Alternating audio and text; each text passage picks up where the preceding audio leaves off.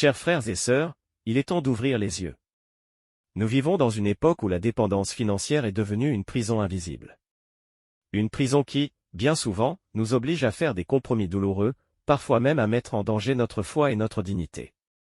Combien de jeunes musulmans brillants se retrouvent coincés dans des emplois mal payés, épuisants, sans avenir?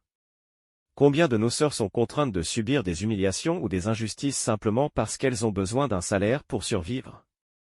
Et pire encore.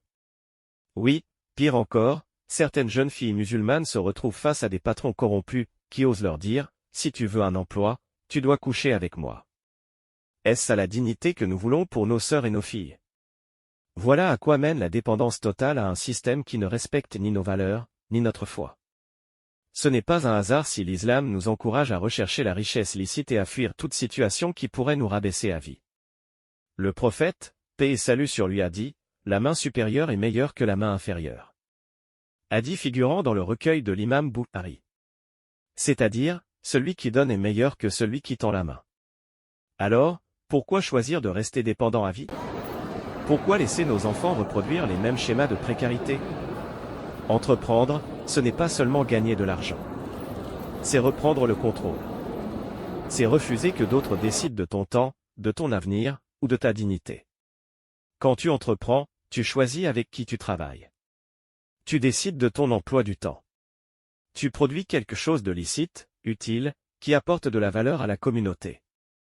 C'est ça, la véritable autonomie financière, ne plus avoir à supplier, ne plus être à la merci des injustices, mais bâtir un système où ta foi, ta dignité et tes principes sont respectés.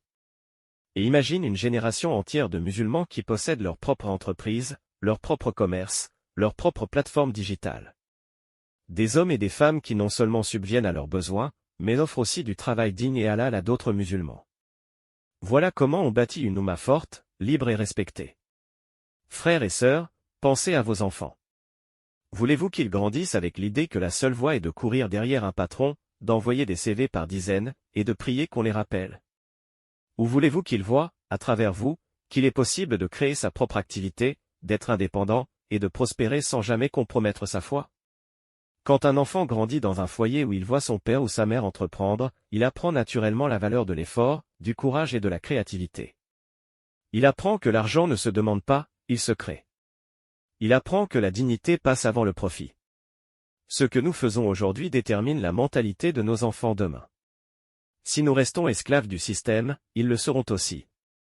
Mais si nous brisons les chaînes, nous leur offrons l'héritage le plus précieux, la liberté. Ne pas entreprendre, c'est prendre le risque de voir encore des frères humiliés dans des emplois qui ne respectent ni leur temps, ni leur foi. Ne pas entreprendre, c'est risquer de voir encore nos sœurs victimes de pression, de propositions immorales, simplement parce qu'elles ont besoin d'un travail. Ne pas entreprendre, c'est rester dépendant d'un système qui n'est pas construit pour nous. L'entrepreneuriat, ce n'est pas une option. C'est une nécessité vitale pour retrouver notre honneur collectif. Frère, sœur, je te le dis avec sincérité, tu as en toi le potentiel pour entreprendre. Peut-être que tu crois que ce n'est pas pour toi, que tu n'as pas les compétences, que tu n'as pas l'argent pour commencer. Mais rappelle-toi, chaque grand entrepreneur a commencé petit, souvent sans ressources. Ce qui fait la différence, ce n'est pas l'argent. C'est l'intention, la discipline et la persévérance. Commence là où tu es, avec ce que tu sais. Apprends, forme-toi, teste, échoue, recommence. Et surtout, n'oublie jamais de mettre ton tawakkul, confiance en Allah, dans chaque étape. Car si tu avances avec sincérité, si tu entreprends pour protéger ta foi, ta dignité et ta famille, Allah mettra de la baraka dans ton travail. L'heure est venue d'entreprendre. Frères, sœurs, nous n'avons plus le luxe d'attendre. Chaque jour où nous repoussons, c'est un jour de plus où nos jeunes subissent, où nos familles dépendent, où nos valeurs sont compromises. L'entrepreneuriat halal, c'est notre arme pacifique pour libérer notre communauté. C'est la clé de la prospérité, de la dignité et de l'indépendance. Alors lève-toi, et prends la décision aujourd'hui.